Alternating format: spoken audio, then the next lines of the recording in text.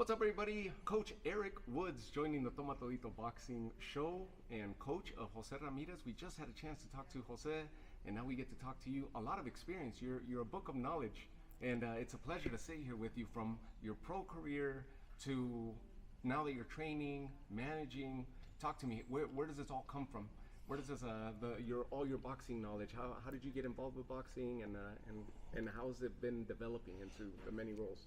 I got involved in boxing young. I was pretty much born into the sport. Ever since I could walk, I've been in a boxing gym. My dad, he worked with a lot of, he always had a boxing gym, and he worked with some guys back in the day, some pretty big name guys, Robert Quidoga, John David Jackson, some guys like that. So, I developed a love for the sport at a young age. And I obviously had a few amateur fights. I had 6 pro fights. I had a short career, but I started a little late. I wasn't, when I turned pro, I wasn't sure about that was what I was going to do. I turned pro late because in the amateurs I did pretty well, and then I ended up going to the Army at a young age. That's just the way my life took me. But boxing was always something that I came back to. It's been something that's always been consistent in my life. Did you get to box in the Army? I did box in the Army. Yeah, I had only 4 fights in the Army, and they were all stoppages, and it wasn't the competition that I was used to. Yeah. But like I said, I was 18 years old and probably at the top of my game at that time with the boxing.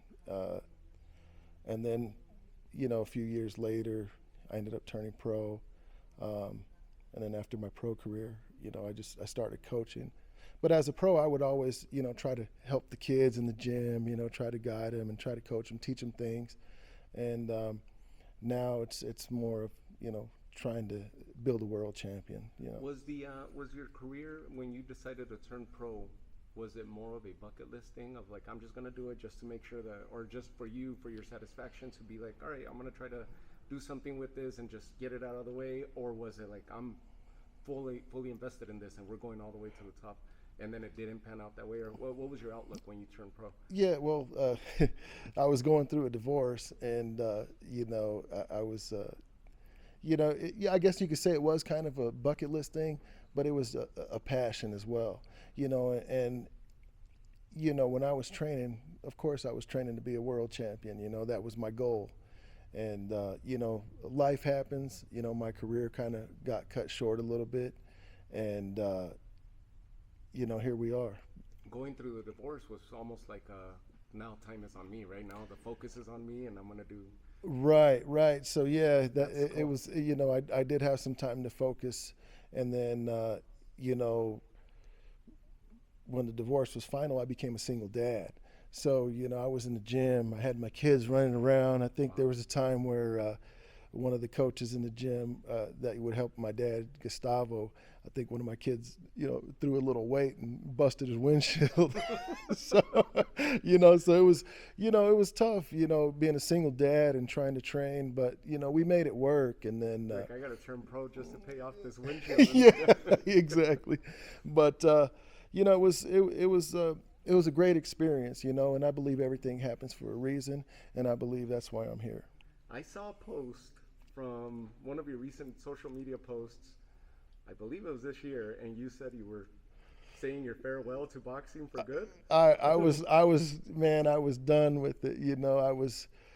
I was there are some things going on in my life. How recent was that post? Because I may be misquoting it, but I'm pretty sure it was pretty recent. It was like a few months ago, Yeah. man. If that, it was probably back. I want to say back in March. It was really very recent. Very recent, yeah. And once boxing is in your blood, it's kind of hard to get away from. It was, like I said, things were going on in my life. I was having some issues with guys just getting to the gym. I'd show up to the gym sometimes, and I'd only have 1 or 2 guys, and I was getting frustrated. And just, the events that were going on in my life, I said, what, I got to be done with this. And, a week or 2 later, I'm back in the gym, and then I got everybody showing up. So, it's just something you can't get away from once it's in your blood. It's like you get bit and it's over with. You're stuck with it. You have a lot of knowledge, and it's great that you're not sitting on it and just tucking it away, right? And now you're able to pass it on to your fighter. Jose Ramirez is your pro fighter right now. Do you have any other pro fighters that you're coaching? Not that I'm coaching, but I do work with Ammo Williams. Okay. I worked as his Cutman. We've been to London a couple times. We were in Saudi Arabia in June.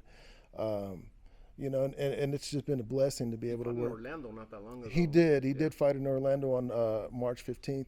I couldn't make that one. Yeah, man, it's just been a blessing. I've been blessed to work with some of the best coaches in the world. I mean, sit in the corner and to watch Kevin Cunningham prepare his fighter, for a fight, to see how he does, what the things he does during fight week, to prepare the guy, and just listen to him, So sitting in the corner with Kevin Cunningham, of course I'm focused on my work, which was Cutman work, but I'm listening to what he's telling the fighter, and I'm, as watching the fight, I see things, and I'm sure Kevin sees the same thing because he's such a great coach, and I'm just a sponge at that point. I'm listening and just learning from him. And you find yourself applying that now that you got Jose under your tutelage? You find yourself applying a lot of those things that you've been able to learn through? Absolutely. I mean, Kevin Cunningham has built, I think it was 11 world champions. I think Corey Spinks was his first world champion, and he was undisputed. I remember we had a guy named Lupe Suazo. I don't know if you know, but I remember Lupe fought Corey Spinks, and Corey Spinks was just so much faster, and Kevin and I. During his days at 147. Was it 147? It might have been 140, something like that. Okay. It could have been 147. Yeah. I don't quite remember because I was young. I know Corey Spinks started going downhill once he hit 154. It started being a little bit too much. It was the back end of his career, but some of his highlights were 147, especially that Judah fight. And right.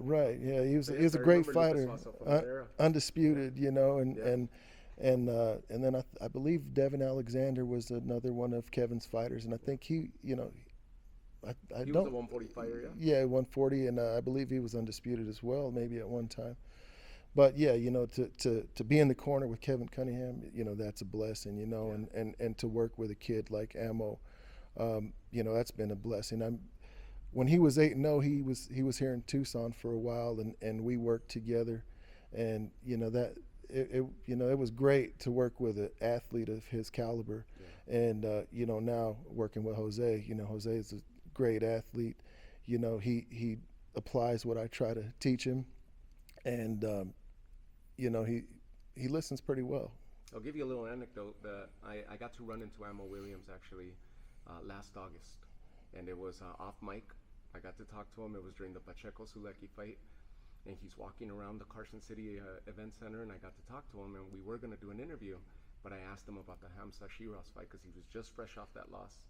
And I'm like, I don't know if you're comfortable doing an interview. And we started talking about the mindset and how long it took him to get back in the gym and get back going after a loss, such a loss, the way that he lost to Shiraz, and so we just left it off mic. And I just started talking to him, and I was like, it'd be great for you to pass this on to young fighters, because when they experience that first loss, it could be heartbreaking. A lot of fighters just walk away from the sport altogether, or they never come back the same. And the fact that he bounced back, and so I've been keeping tabs on his career now. That's how I knew that he fought in Orlando. Yeah, that was a hard loss. You're 17-0, you're in a world title eliminator, and he gave it everything he had. I don't think he had the greatest camp for that fight. His camp was a little short. I'm not going to sit here and make excuses, but he learned a lot from that, and, any fighter, their first loss, it's tough. I was just listening to Hamza Shiraz interview yesterday, and he was talking about his draw with Carlos Adames when he fought for the WBC middleweight championship. It seems like he's turning the curve now, completely separating from Ricky Funes, right, and that whole team. Yeah, I guess he's with Andy Lee now, and which, I mean, fighters go through that, and Andy Lee, I believe he's in the UK, so maybe Hamza could stay home and train, or stay in the UK and train, and and Hamza, we got to talk to him after the fight. Class act. He's a great guy, very intelligent, and I hear he's moving up, and that's one thing that I had a hard time believing is like, how is this guy making 160 pounds? Like, I can't believe this guy can make 160, frame, tall. Yeah, it's kind of like Divino Espinosa, right? It's like you Right. see him walking around. He was bigger than Tito Trinidad on one of the interviews that they did. Yeah, And one exactly. campaigned up to middleweight, and Divino's at 126, and it's beyond you, right? How do they make that weight? Right, right. Yeah, So, it's really interesting. And the reason I was asking you about how you approached it as being a sponge, taking up this and then applying it to your fighters, a lot of coaches won't do that. A lot of coaches have told me, like, no, I'll see what they're doing and I take my own route. And they try something completely different. And for you, it was like, yep, of course, I'm going to put that knowledge and apply it. yeah, well, when you have the opportunity to learn from a guy who's been to the mountaintop several times, you have no choice but to learn and try to apply that thing. Say, hey, I wonder if these things will work for me, and a lot of them do. It's boxing. It's not that difficult. It's you stick to the fundamentals. Because when you get in trouble, the fundamentals is what's going to get you out of trouble in this sport. And just like any sport, the fundamentals is key. You got to master the fundamentals, and then you can kind of learn your tricks from that part. Your style of fight was obviously more of a power puncher because of the heavyweight style. How has that knowledge been able to transition towards Jose? And now that you're coaching him, are you able to help him and grow his power, or you just go with what you inherited as a fighter? Because obviously he changed teams, he's over with you now. How do you apply that? Is there stuff that you could show him, or is power just natural to the fighters and you just work with everything else? Well, I mean, you can teach a fighter the proper punching techniques, but I believe punching power is something that people are born with. You can't teach a guy how to be a puncher. You're either a puncher or you're not. Yeah. The thing about Jose is he's got great head movement. He's got great hand speed. He can move around the ring really well, and he's definitely got power. The kid can punch. When the first time I held mitts for him, I said, wow, man, this kid's got some pop for a 122 pounder, And, with his size, I think he'd be at a big advantage at 122, but he can also take that up to 126 and still be, a force to be reckoned with. Yeah, and I was mentioning to him during our conversation the fact that he's able to relay that power. He's able to expel that power from a distance at a full reach versus having to be on the inside in the pocket where most fighters are comfortable releasing that power, either hooks or so forth. He's got a good pop from a distance where he manages to keep his opponents at bay. Jose can mix it up. Yeah. He can do it all. He comes from a family where all his brothers box. So I mean, I'm the oldest of four boys. And all my brothers know how to box. We didn't all box, but 3 out of 4 of us did, and. I think it's the same situation in Jose's household where there's 4 of them and they all box. So I can imagine their house is kind of like mine, where sometimes we're fighting each other, or boxing each other. And, when you grow up with a family of boxers, I mean, you're going to get good at it, especially when you're the middle child or the second to the youngest. You like, I always say my third brother, he's like the toughest, and my youngest brother, he's a little smarter, but, Jose, he can do it all, and he's a lot of fun to work with, and I'm looking forward to guiding him to a win in this next fight. When you this is a different dynamic, and see if you want to tackle this question. I've asked trainers before when they've taken on boxers from other camps, and then these boxers, kind of like the Hamza situation that we're talking about right now with Andy Lee. A lot of trainers choose not to answer this question because they feel like it's maybe not PC enough.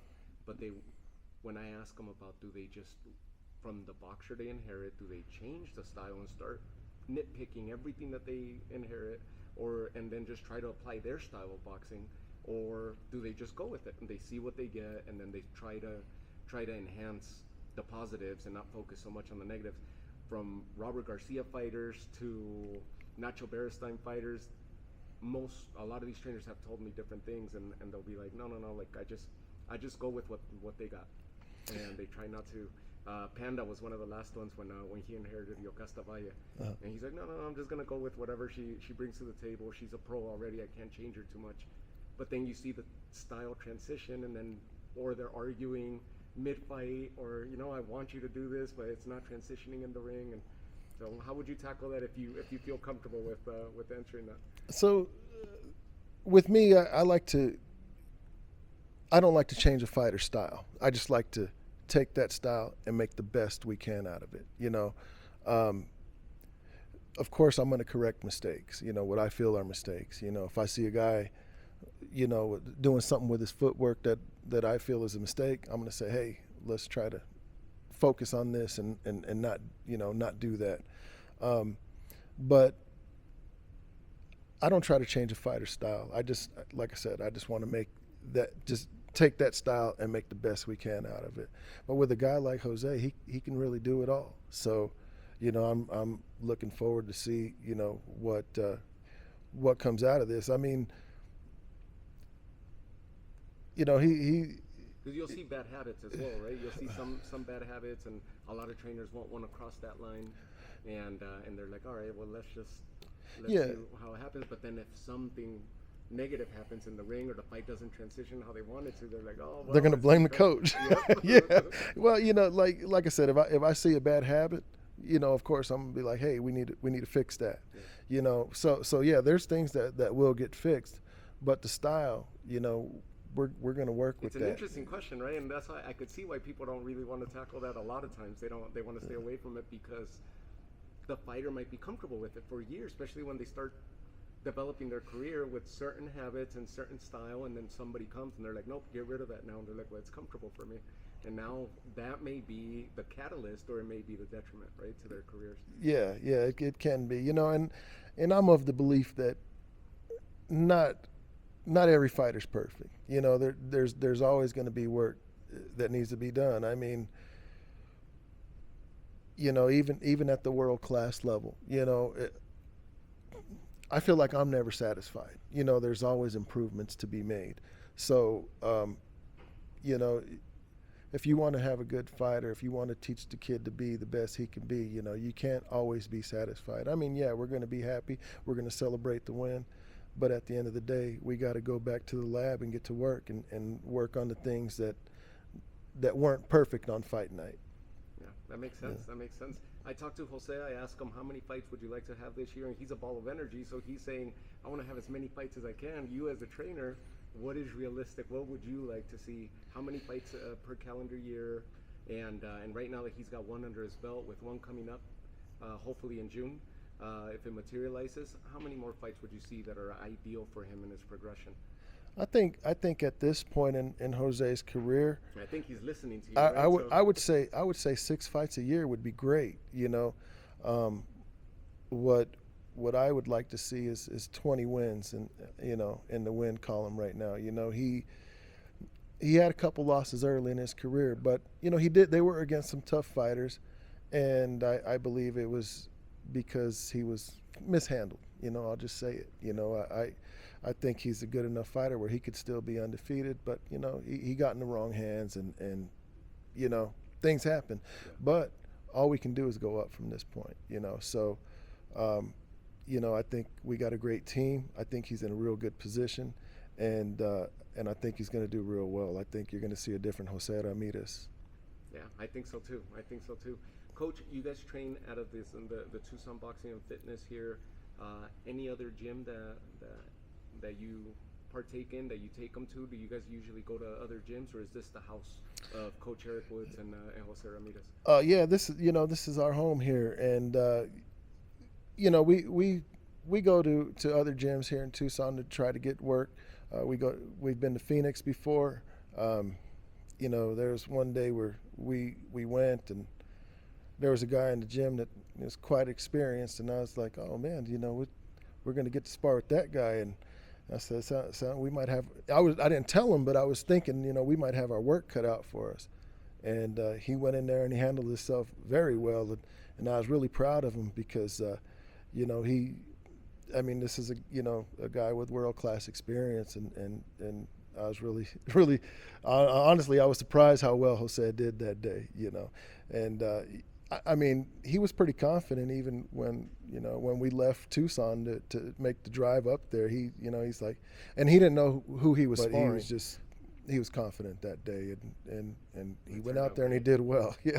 Well, I was telling you off mic earlier how one of my big projects right now is to start growing the notoriety of the Tucson boxing culture. I see the change, and it seems like it's happening right now. A lot of the gyms are starting to focus on youth development, and you see a lot more fighters, young fighters, competing in tournaments. And now you're starting to get really good prospects, and there's a handful of fighters right now, Jose being one of them, potentially the one leading the charge.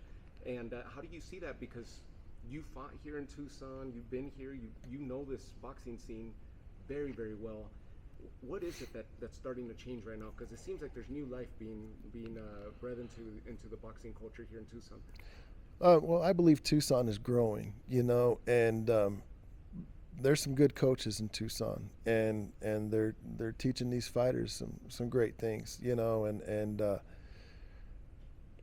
you know, when you're in a city that's growing, you know, I think there only used to be 2 or 3 boxing gyms. Now I've lost count. You know, I know there's more than a handful of boxing gyms in Tucson, and it's like growing your crops. You know what I mean? You gotta water your crops, and that's what we got to do. Is we got to teach these kids, you know, good fundamentals, and just bring them up, you know, and teach them the right things, you know. It's an exciting time for the boxing culture here in Tucson right now. We're in a good moment.